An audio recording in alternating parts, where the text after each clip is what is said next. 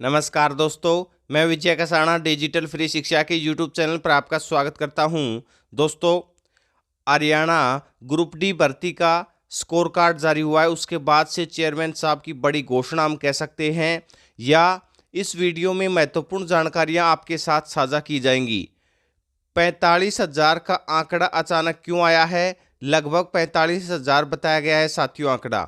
इसके अलावा जो नेगेटिव मार्किंग, यानी कि कई कैंडिडेटों के नेगेटिव नंबर आए हैं और सोशल मीडिया पर उनकी जो स्कोर कार्ड है वो भी जारी किया जा रहा है, यानी कि वो वायरल किया जा रहा है। उसके पीछे का कारण भी बताया गया है।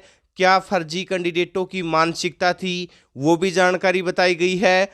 कुछ कैंडिडेटों का रिजल्ट भी रोका गया है। इसके अलावा साथियों, 2-3 दिन में प्रक्रिया शुरू होने वाली है और जो फाइनल रिजल्ट है वो कैसे जारी किया जाएगा, सभी महत्वपूर्ण बातें इस वीडियो में आप तक पहुंचाई जाएंगी। उससे पहले अगर आपको लगता है कि आपका विश्वसनीय चैनल आप तक बेहतरीन और सही अपडेट पहुंचाता है तो आप चैनल को सब्सक्राइब कर सकते हैं। अब साथियों, एक बात से और आपको विश्वास हो जाएगा कि कल के वीडियो में हमने जो कुछ जानकारियां दी थी उनमें से ज़्यादातर जानकारियां तो मिलती जुलती ही है। एक तो साथियों, हमने ये बताया था कि रिजल्ट कैसे निकाला जाएगा। एक कोर्ट केस के बारे में बताया था कि 18 जनवरी को, आपको पता है, सबसे पहले ये जानकारी आप तक पहुंचाई गई थी कि कौन सा केस है जिसकी तह तक या जिसके फाइनल फैसले का इंतजार है वो हरियाणा कर्मचारी चयन आयोग कर रहा है। लेकिन अब जो महत्वपूर्ण जानकारियां और आपको देनी है वो आपको बता देते हैं। ये देखिए साथियों, एक तो 46 उम्मीदवार हैं जिनका रिजल्ट रोक लिया गया है और उसके बारे में चेयरमैन साहब ने बताया है कि इनके ऊपर अनफेयर मीन्स का कारण बना है और इन्हें पेपर में बैठने की अनुमति नहीं थी, मगर ये पेपर में बैठ गए। इसके बाद साथियों, जो नॉर्मलाइजेशन की बात हुई कि नॉर्मलाइजेशन का कौन सा फार्मूला लागू हुआ है, तो साथियों ये आज नहीं, एग्जाम्स के तुरंत बाद या एग्जाम से पहले ही हमने बता दिया था कि जो हरियाणा पुलिस भर्ती में और ग्रुप सी सीईटी में लागू हुआ है वही फार्मूला, यानी कि इक्वी परसेंटाइल का फार्मूला ही ग्रुप डी में लागू होने वाला है। ये बात बहुत पहले आप तक पहुंचा दी गई थी हमारे चैनल के द्वारा। इसके अलावा साथियों, अब 45,000 का आंकड़ा ये आया है कि अब की बार आयोग ने अभी तक फैसला तो नहीं लिया है, लेकिन संभावना जो आ रही है उसके बारे में कि 45,000 कैंडिडेटों से, अभी साथियों ये न्यूज़ कंफर्म नहीं है कि, अभी जो जानकारी आई है उसके हिसाब से आप तक सूचना पहुंचा देते हैं कि विकल्प है, यानी कि जो प्रेफरेंस मांगी जाएगी वो उन्हीं उम्मीदवारों से मांगी जाए, यानी कि जो लगभग सेलेक्टेड होने की संभावना रखते हैं उन्हीं उम्मीदवारों से मांगी जाए, ना कि सभी जो 4 लाख से ज़्यादा क्वालिफाई कैंडिडेट है उनसे ये जो प्रेफरेंस का पोर्टल है वो जो लिंक के माध्यम से भरवाया जाए। तो 45,000 के लगभग इसमें, यानी कि 3 गुना जो कैंडिडेट है उनको डीवी के लिए भी बुलाया जा सकता है अगर ऑफलाइन डीवी होता है तो, और जो विकल्प है वो भी उन्हीं से भरवाए जाने की जो प्रोसेस है वो करने वाला है। एक साथियों, 18 जनवरी को केस है और जिस केस के साथ ये ऐड किया गया है उस केस की सुनवाई 31 जनवरी को होनी है।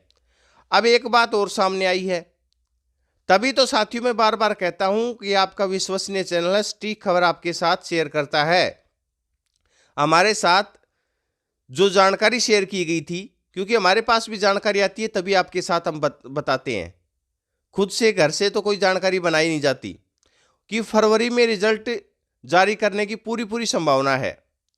तो साथियों, फरवरी में जो रिजल्ट जारी होगा वो चाहे कोर्ट केस का फैसला हो या ना हो, हरियाणा स्टाफ सिलेक्शन कमीशन है वो ग्रुप डी का रिजल्ट जारी करेगा।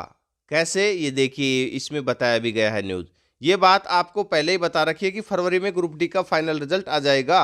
ये साथियों दिसंबर में ही हमने बता दी थी कि अगर हाई कोर्ट का फैसला या स्थिति स्पष्ट होती है कि भाई 5 अंक देने हैं तो 5 अंकों के साथ सूची जारी कर दी जाएगी, तो उसमें तो कोई मामला है ही नहीं, भी फाइनल रिजल्ट जारी कर दिया जाएगा। अगर हाई कोर्ट से स्थिति स्पष्ट नहीं हुई और मामला लंबित रहा, यानी कि कोर्ट केस का फैसला नहीं हुआ और मामला लंबित चला, तो आपको दुख की खबरी नहीं मिलेगी, यानी कि आपकी गुड न्यूज़ है, आपका रिजल्ट है वो रोका नहीं जाएगा। उसमें कैसे रिजल्ट जारी होगा साथियों, जैसे सोशियो इकोनॉमिक क्राइटेरिया के नंबर से अगर 68 कट ऑफ जाती है, इसमें उदाहरण देकर भी समझाया गया है। अगर 68 कट ऑफ जा रही है तो उसमें 5 अंक मिलाकर, यानी कि 5 अंक ज्यादा वाले जो भी कैंडिडेट है, 73 कट ऑफ वाले कैंडिडेटों को तो सिलेक्ट कर लिया जाएगा। बाकी बचे हुए कैंडिडेटों का रिजल्ट है वो हाई कोर्ट के फैसले के बाद जारी किया जाएगा। यानी कि अगर हाई कोर्ट का फैसला नहीं आता है तो पूरी लिस्ट जारी नहीं होगी, पूरी लिस्ट जारी नहीं होगी साथियों। उसमें कट ऑफ ज्यादा लगाकर 5 अंक और फिर रिजल्ट जारी किया जाएगा। तो ये तो रिजल्ट का था। अब साथियों, जिन फर्जी कैंडिडेट, फर्जी हम इसलिए कह रहे हैं कि अगर एक दो ऑप्शन खाली छूट जाए गलती से तो वो तो एक अलग विषय रहता है, लेकिन अगर ज्यादा ही कॉपी अगर खाली छोड़ी जाए तो फिर मामला कुछ सोचने का बनता है। अब जिन कैंडिडेटों के 55 नंबर नेगेटिव आ रहे हैं और वो अपनी जो स्कोर कार्ड वायरल कर रहे हैं, उनका साथियों मामला ये हुआ है कि उन्होंने ओएमआर शीट को खाली छोड़ा है। यानी कि उनको कुछ संभावना लग रही होगी कि हमारी ओएमआर शीट भर दी जाएगी, लेकिन ऐसा कुछ भी नहीं हुआ है। जिन्होंने ओएमआर शीट खाली छोड़े थे उनके नंबर नेगेटिव में दे दिए गए हैं। यही कारण रहा है साथियों कि एनटीए के द्वारा जो स्कोर कार्ड जारी किया गया है हरियाणा स्टाफ सिलेक्शन कमीशन की ग्रुप डी भर्ती का, उसमें नेगेटिव मार्किंग या नेगेटिव नंबर आए हैं।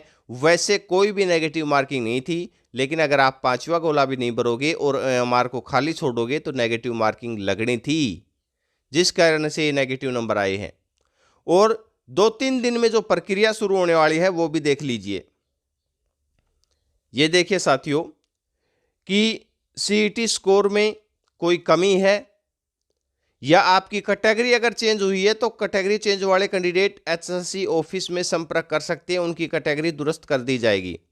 और भी साथियों जो भी कमियां हैं उसके लिए आयोग 2-3 दिनों में आपत्तियां मांगना शुरू करेगा, यानी कि क्या क्या आपकी दिक्कत है।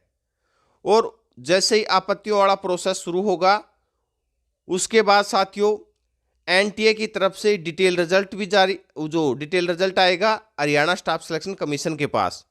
डिटेल रिजल्ट आने के बाद हरियाणा स्टाफ सिलेक्शन कमीशन है वो पद विज्ञापित करेगा कि जैसे पीएन के इतने पद हैं और एग्रीकल्चर डिपार्टमेंट में पीएन की पोस्ट अलग है। तो यानी कि साथियों अलग अलग पोस्ट हैं, जो भी कई ऐसी पोस्टें हैं जैसे एनिमल अटेंडेंट की पोस्ट हो गई, जो अलग अलग डिपार्टमेंट की अलग अलग पोस्ट वाइज जो पदों की डिटेल है वो अभी तक नहीं आई थी। तो वो एडवर्टाइजमेंट होगी उसके बाद, और फिर जो पोर्टल के ऊपर विकल्प भरवाने का ऑप्शन शुरू किया जाएगा। और ये लगभग इसमें साथियों 1 वीक से ज़्यादा का समय भी लग सकता है, यानी कि पोर्टल का लिंक है वो लगभग या तो जनवरी के लास्ट वीक में या फिर फरवरी के फर्स्ट वीक में वो लिंक एक्टिव होगा, क्योंकि उससे पहले ये प्रोसेस किया जाएगा। हाँ, एडवर्टाइजमेंट है वो जनवरी के लास्ट वीक तक आने की पूरी संभावना है। जनवरी में ही एडवर्टाइजमेंट है वो जारी कर दी जाएगी पदों की डिटेल। तो ऐसे ही बेहतरीन जानकारी के लिए आप चैनल के साथ बने रहें। अपना कीमती समय देने के लिए बहुत बहुत धन्यवाद।